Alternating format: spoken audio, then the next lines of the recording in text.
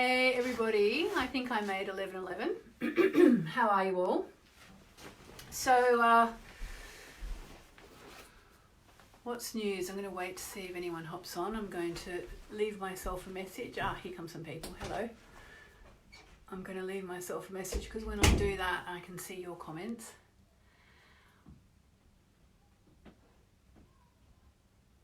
Okay, I'm seeing everyone hopping on Instagram. I'm seeing the Impish Scribe. Hello, long time no see.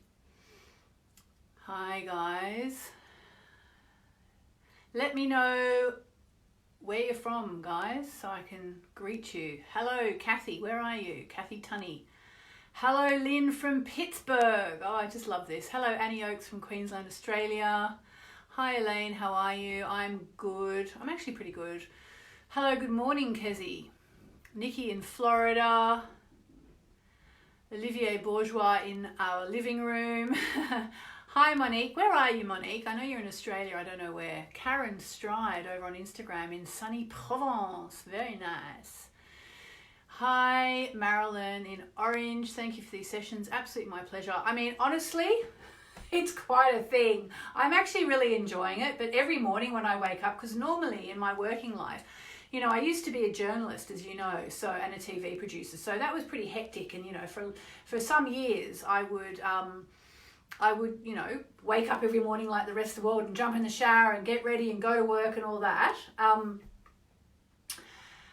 now for the past 20 years that I've been working for myself from home, I just wake up whenever I feel like it. And I, you know, actually very often I don't get dressed until about, I have a bath at 4 p.m. and then I get dressed. So it's all very different because I wake up at like 7:30 or 8 or whatever. I'm like, oh, I've got to get ready. I've got to be in public at 11:11. Anyway, I'm enjoying it and I'm really glad you guys are too. Hi, Helen. Where are you in Tassie, Helen? I grew up in Tassie. Okay, so what we're going to do today is we are going to do 3 things. I'm going to keep it short-ish. I'm going to try and keep it to half an hour because I know I've been going a bit longer and I really, you know, everybody's busy even though we're not busy. I don't know. Are you busy? I've actually just realized why I've been so busy. It's something in my chart. I've been as busy as ever lately. You know, despite being on lockdown, because I always work from home anyway, so it doesn't really make that much difference. The only difference is our son. My son is here. Our son is here all the time. So we're going to talk about 3 things today. The void of course moon, because guess what? The moon is void of course right now. We're going to talk about, we're going to do a bit of chanting and we're going to do a card for the day. So everybody has a card for the day as a guidance. And if you're in Australia, because I know it's about 11 o'clock your time, depending on where you are in Australia, the card is for tomorrow. It's basically for the next 24 hours. So, yeah. Also, just by the way, if you are Gemini rising and you missed out on signing up for the Gemini rising Written in the Stars webinar, which went out yesterday, guess what? The recording didn't work. Oh, so annoying. And I'm going to do it again today at midday. So if you are Gemini rising and you would like to find out everything you ever wanted to know about what it means, what it means for your chart and what's coming up for you the next 12 months, I'm going to do that in under an hour. I'll just give you the email, the web address. It's moonmessages.com/written, moonmessages.com/written, but it's for Gemini rising people only. We did it yesterday. It was really fun. We had about 40 people from around the world on the actual call, and then a lot of people who couldn't make the call and were hoping to be sent the information afterwards, and of course the recording didn't work.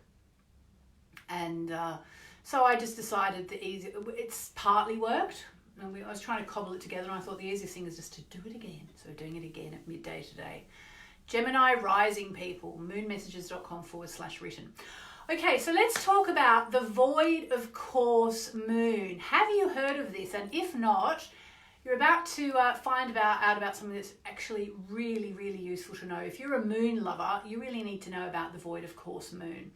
So the moon is actually void of course right now. I took a look before I came online and it is at 28 degrees of Aries. We just had the new moon in Aries, and of course, you know, the moon keeps moving after. So the new moon happens when the sun and the moon are in the same place at the same time. But that's only, you know, happens for a moment in time because all the planets are constantly moving. I mean, we sort of hone in on the fact of the new moon, and we are still in what's called the new moon phase. For slightly technical reasons, I'll say what it is just for anybody who's started to study astrology. If you don't study astrology, this probably will sound a bit weird, but just ignore it. Don't let it put you off. Basically, we have the new moon phase when the sun and the moon are conjoined. They're in the same place on the same degree of the zodiac. And then what happens is the moon obviously keeps moving and the sun keeps moving, but the moon's moving faster, and so then it will be 1 degree away, 2 degrees away, and basically up to 45 degrees away of the moon from the sun, we're still in the new moon phase. So we're still very much in the new moon phase, which is why I can redo the Written in the Stars Gemini rising thing today in all good conscience, because even though there's a large new moon wishing element in it, we're still in the new moon phase. So it's still a very, very powerful time to be making new moon wishes. And by the way, if you haven't made your new moon wishes, there's still time to do them in the new moon phase. In fact, you can do new moon wishes anytime, but it's particularly good now. So, okay, so now the moon, so the new moon I think was at about, I think it was at like 4 degrees or something of Aries. It was the very start of Aries, and the moons kept moving and kept moving. It stays in each sign for about 2 and a bit days. And now, I think when I looked, it's at 28 degrees of Aries. So it's just, there's only, when it will get to 29, and then it will hop over into Taurus, okay? So now all the planets in Capricorn at the moment are in the late degrees of Capricorn. They're at like 23, 24, 25 and so on. But the moon has made its last aspect, its last major aspect to another planet, to a planet now before it changes signs. So that is the period when it's said to be void of course. I'll just say that again. And it is a bit sort of, it's not advanced astrology, but it's kind of advanced astrology. It's not advanced astrology, but it's advanced beginner's astrology. So just to say, if you know about astrology, you know we have the 5 main aspects. I don't want to get too technical, but it's the conjunction, the sextile, the trine, the square, and the opposition. So basically, the moon has made its last major aspect to a planet before it changes signs. And in that period, the moon is void of course. If you have my book, Moonology, which I happen to have a copy of here, if you have my book Moonology, it's in there. I don't know what page it's on actually, but it's in at the start of the book. It explains, there's actually a few definitions of the void of course moon, but I'm giving you the main one. So when the moon is void of course, it's said that whatever you begin will bear no fruit. So in theory, if this was my first live webinar 11/11, that would kind of be a bad thing, because it would kind of mean probably never going to happen, not going to do anything. I mean, when you start something when the moon is void of course, it often will lead nowhere. Now, this can be a good thing, as I like to say, and I don't know if there's anyone from the Australian Tax Department listening, but you know, nowadays I actually don't do it because my husband does it and our accountant does it, because now we've got a business and all that, so it's a bit of a different story. But back in the day when I was just, you know, doing my tax returns myself and, you know, with a bit of help from my bookkeeper or whatever, you know, when I was a journalist and it was all just a little me thing instead of a company thing, I would post the letter personally to the Australian Tax Department or the British one or whatever, wherever I pay tax in multiple places. I would put it in the post box when the moon was void of course. And when I lived in Bondi in Sydney in Australia, which was wonderful, I actually had a post box right outside the block of flats that I was living in on Campbell Parade, so in North Bondi. So I would actually, like, if the moon went void of course at 3 a.m, I would literally, and this is no joke, I would literally set my alarm and go outside and put my my tax letter to the tax department in the box at, you know, 3 a.m. or 4 a.m. or whatever it was, because I was absolutely determined to get the thing posted at when the moon was void of course, because when things you do when the moon is void of course bear no fruit. And I just, you know, I just didn't want anything from the tax department people. I love you, I pay my tax, I'm very honest, but you know, nobody wants to, you know, get anything from the tax department, do they? So I would send it off when the moon was void of course. Now I don't know when it goes off because other people are doing it, but back in the day, you know, you can use it. I had another experience where I broke up with a boyfriend, and just as well actually, because he was quite the philandering rotter.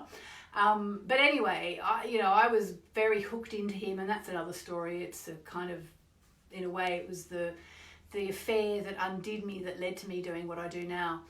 And I was unsure about whether I wanted to stay with him or split or what I wanted to do. Anyway, eventually, after some time, I was actually living in Bondi as well, but on Brighton Boulevard, for those of you who know Brighton Boulevard in Bondi Beach. I was living there in a flat which had one lovely little balcony which you could see the beach, and I was sitting there, and eventually, after some time of the breakup, he actually came over, and I basically saw him pull up in his car and getting out of the car, and I knew he was coming round to sort of see if we could get back together. And I was still a little bit, I didn't really know, I hadn't really come to my senses. But when I checked later, I looked at my watch, because when you're in astrology, you learn to make note of times. And I looked at my watch and I checked later, and I saw that the moon was void of course. And I knew it was a good thing, because it meant we were not going to get back together, and even if we did get back together, it wasn't going to go anywhere. So when you do things when the moon is void of course, nothing will come of the matter. So you can use that to your advantage and not. So for example, if you were going on a job interview, ideally you wouldn't be doing it when the moon was void of course if you actually want the job. You know, if you were launching a new business, you wouldn't want to launch it when the moon is void of course. It's just something to be aware of, and there are calculators on the internet, because I know that not everybody can work it out for themselves. There are calculators on the internet. Hello, because the moon is void of course, does it mean it's too late to do our new moon wishes? No, it actually doesn't, but now you come to mention it, it would be better to wait until the moon has moved into Taurus. I'll find out when that is for you after I get off here, because I need to look at my ephemeris. But yeah, so so basically what you want is you want to avoid starting things that you want to continue when the moon is void of course. And just remember, in a process that's ongoing, you know, it might be when you first see the ad in the paper for the job, or the ad online, and then you send your first letter, and then you actually have your interview. You know, there are going to be times where, like, there might be 5 or 6 touch points in a process for getting a new job, say. I would just try and avoid having the interview the first time I meet my potential new employers when the moon is void of course, for example. But it may well be, you know, that there will be some things that happen when the moon is void of course, and there'll be, you know, and still it can all work out. But a really good example I had actually not that long ago was I went and met up with a company. I won't say who it was, but it's a well-known kind of lifestyle brand here in the UK.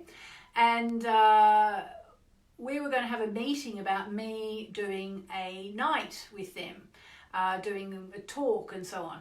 And I went and I met them in this very chic cafe and all that. And I looked at my my software on my phone for the moon, and the moon was void of course. And I thought, well, this ain't never going to go nowhere, because the first meeting with these people, the moon is void of course. I mean, obviously, it's not going to happen.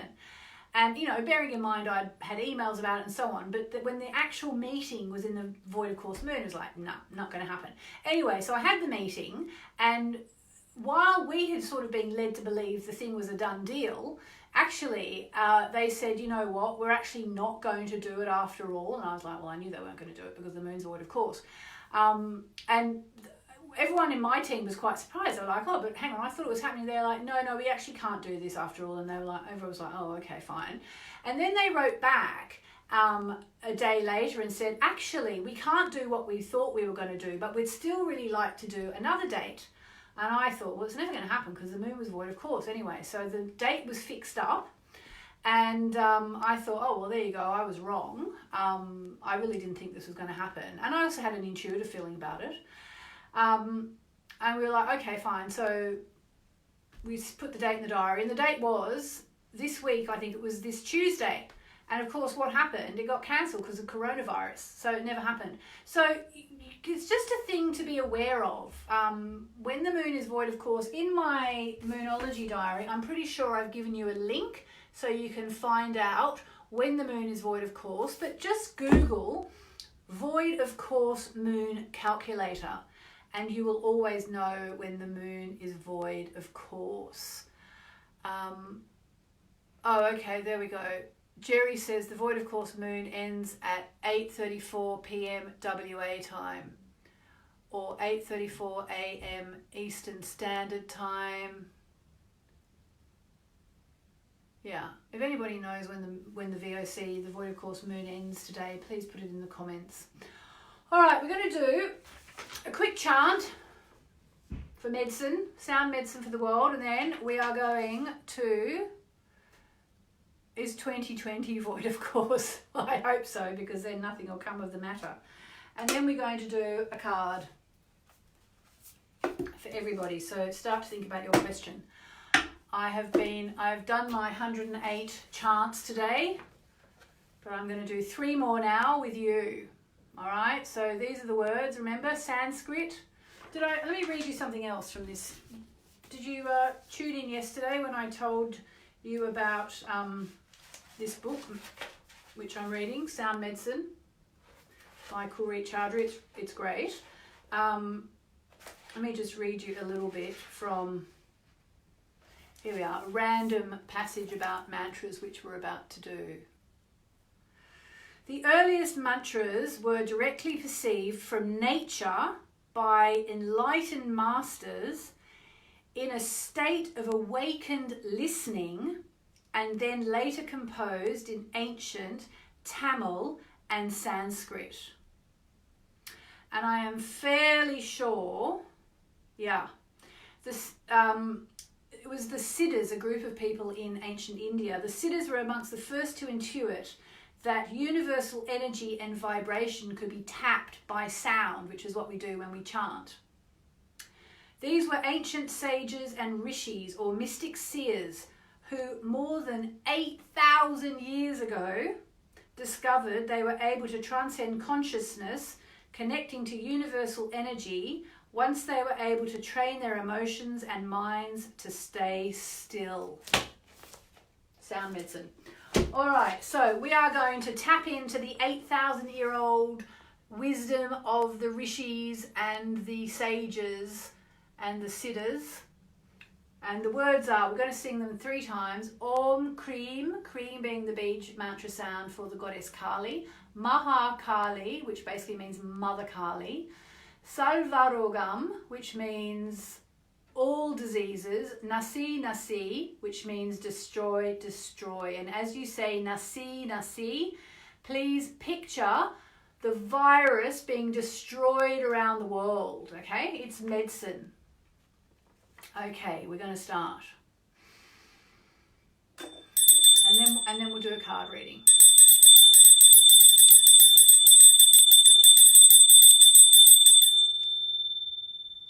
And breathe. Here we go.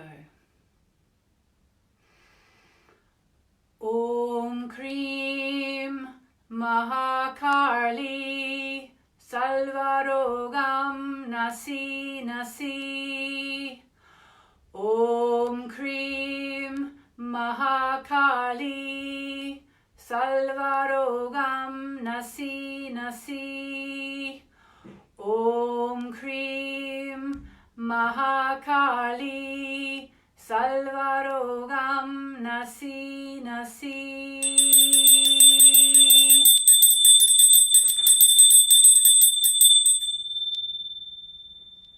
So easy. I did 108 this morning. It was beautiful. Jackie says moon into Taurus in the UK today at 1:36 p.m. That sounds good. All right, so basically we are looking at about, if you do your new moon wishes about 2.5 hours from now, you're good to go. And if you do them when the moon is void, of course, it's not the end of the world, just do them again after. All right, so let us do a card. Have you got a question? What do you want to know?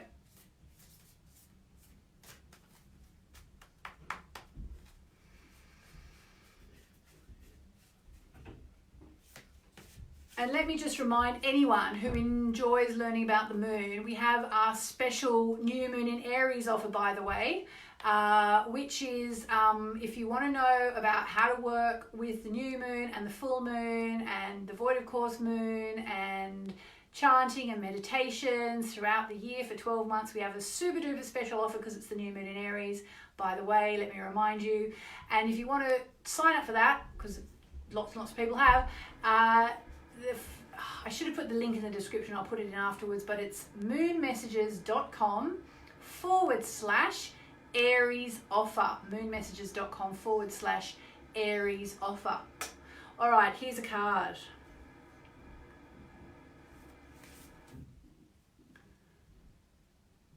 Oh, Adele, that's so cute.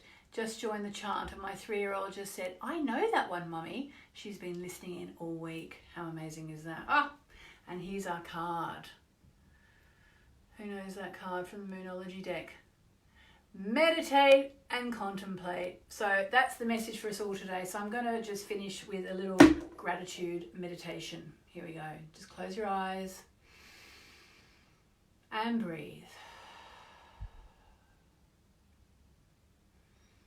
It's been a very testing time for people,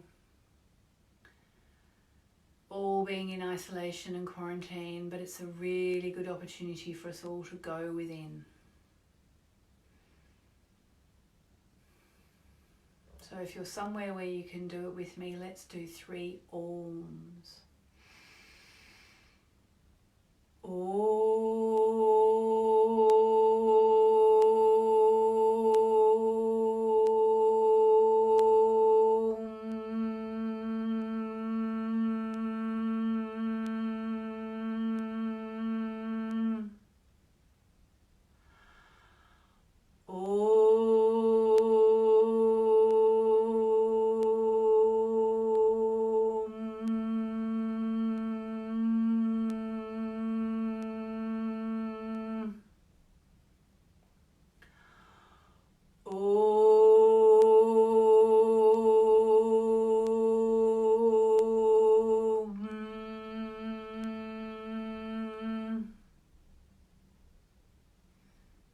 Simple way to go into a state of gratitude is to think of someone or something you are truly grateful for and put a big smile on your face as you think of them.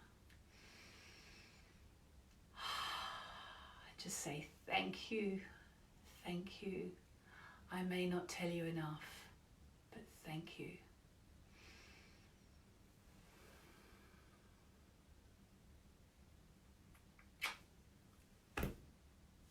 All right, gonna leave it there. I'll see you back here tomorrow, same time, our 11:11 meeting. Ciao, ciao.